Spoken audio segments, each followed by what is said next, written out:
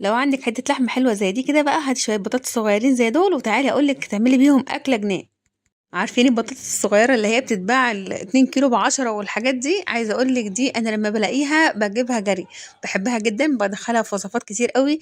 البطاطس اللي هي عاملة زي البلي الصغيرة دي، ساعات كده بسلقها وبعمل جنبها شوية كشري بقى باللي هو بالعدس الاصفر دوت، وبسلقها واحمرها واسلق جنبها بيض، بتبقى تحفة. طيب بس خلونا كده في اكلة النهاردة. عايزة اقولك بقى، لو اول مرة بتشوفيني يا ريت تشتركي معايا في الصفحة وتنوريني، اشتراك يساعدني جدا. وانا عندي هنا نص كيلو لحمة حمراء، أي لحمة بقى، لحمة سن، لحمة وش الفخدة، اللي عندك استعمليه. خلاص. هروح كده بقى أغسل البلانشة والسكينة بعد تقطيع اللحمة، وهمسك 4 بصلات هقطعهم جوانح زي ما انتوا شايفين كده. عايزة تقطعيهم مكعبات برضو ينفع، بس انا قطعت النهارده التقطيعه دي جوانح علشان اللحمه دي او الطريقه دي بيليق معاها اكتر تقطيعه البصل دي. خلاص قطعنا كده البصل، هنجيب بقى دلوقتي طاسه وهنحط فيها معلقتين سمنه، وهننزل بقى بمكعبات اللحمه اللي احنا قطعناها صغير دي. هي حته اللحمه لازم تكون صغيره كده على قد اللقمه اللي احنا بناكلها، بتبقى حلوه قوي. وممكن كمان لو عرفتي تقطعيها اكتر، يعني اصغر من كده قطعيها. هشوح اللحمة كده من كل الجوانب لغاية لما يختفي اللون الأحمر بتاعها. وبعدين هبدأ إن أنا أنزل عليها شوية فلفل أسود، ولو عايزة تحطي عليها شوية بهارات أو ورق لورا وحبهان حطي، بس أنا مش بحب الطعم بتاع اللورا والحبهان قوي في الأكل، فبخليه فلفل أسود بس. هقلب كده اللحمة وادي الفلفل الأسود زي ما قلت لكم. وبعدين أنا بقى كنت مقطعة، مقشرة شوية بطاطس صغيرين زي اللي انتوا شفتهم كده في اول الفيديو، يعني حوالي كده نص كيلو بطاطس. طبعا لو ما عندكوش البطاطس الصغيرة ديت استعملوا بطاطس مكعبات برضه هتبقى تحفة يعني. خلاص. بعد تقليبتين 3 كده مع البصل مع اللحمة، هنبدأ بقى دلوقتي ان انا انزل البطاطس بتاعتي بعد ما غسلتها وقشرتها وغسلتها وظبطتها يعني. هقلب بقى كده البصل مع البطاطس مع اللحمة، وهنقطع عليهم دلوقتي قرنين 3 فلفل اخضر. يا ريت بقى لو الفلفل الاحمر اللي انتم متعودين عليا بيه ده، اللي هو الفلفل الاحمر الحراق القمر ده، بس ما كنتش لاقيه، حطيت بقى فلفل اخضر من ده وخلاص. هنقلب وهنقطع كمان طماطميتين 3 كده برضو مربعات او مكعبات. ايه مربعات دي؟ هي مكعبات. وهنحطها بقى ايه على اللحمه، ونحط عليها كوبايه ميه وهنحطها على النار 3 4 غلوات كده، وهنوطي النار شوية علشان تستوي كويس.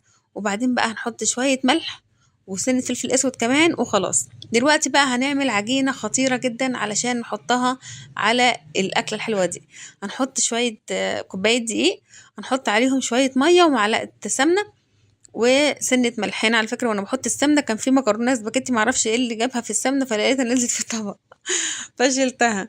طبعا ايه، لقيت المية زادت مني شوية فزودت يعني دقيق. انتوا بقى قللوا المية عني انا، ما تخلوش المية تزيد منكم. هي العجينة عبارة عن دقيق وسمنة وملح ومية، خلاص بس كده، وشوية خميرة. خلاص. هنقلب وهنقلب ايه، هنعجن العجينة. وبعدين اول بقى ما اللحمة بقى تستوي هجيبها دلوقتي واجيلكم. انا بقى جبت 2 طاجن زي دول كده، هحطهم هحط فيهم اللحمة القمر بتاعتي. عايزة اقولك كانت ريحتها قلب الدنيا.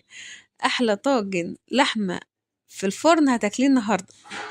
جربي الاكلة دي بجد، العيال هتتجنن من جمالها.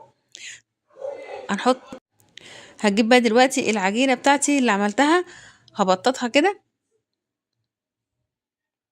هنرش بس رشة دي كده عشان متلزقش معايا في الرخامة. هبططها كده بايديا بقى بالنشابة اللي انت عايزاه. انا بططتها بايديا كده وعشان العجينة كانت مرتاحة يعني شوية، فبتتفرد معايا بكل سهولة.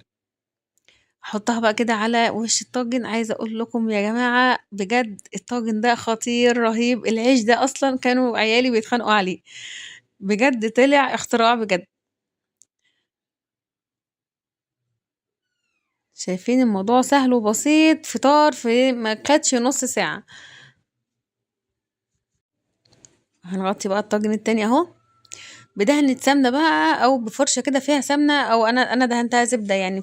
لو انتي آه عايزة مش عايزة تحطي ايدك في زبدة وبتاع، هي بالفرشة كده في السمنة، وبتقلبي تدهنيها كده من فوق، وتحطي بقى على وشها شوية حبة البركة وشوية سمسم.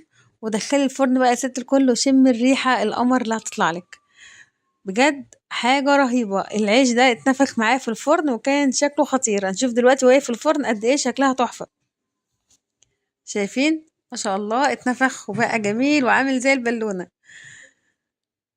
هنسيبه بقى لغايه لما ياخد وش كده. طبعا عايزه اقول لكم ان اللحمه والبطاطس بيبقوا مستويين وانتوا بتحطوهم في الطاجن، يعني ما تحطوهمش نص سوا ولا حاجه، لان هو مش بيجي في الفرن. ما شاء الله بقى بعد ما خرج، يا نهار ابيض على ذوبان اللحمه، ويا نهار ابيض على البطاطس وعلى طعمها، والفلفل الاخضر اللي حطيناه مدي شطشطه وطعم تحفه. العيش بقى ده حكايه وحوار تاني يعني. بصوا بقى لما تاخدوا كده حته منه، عايزه اقول لكم هو كان سخن جدا، فبجد خطير. عايزه اقول لكم بقى ان انا هسيب لكم لينك تطبيق حلو جدا، نزلوا التطبيق ده عندكم وهتشوفوا منه وصفات حلوه كتير، سهله وبسيطه. اشوفكم في فيديو جديد، مع الف سلامه، باي باي.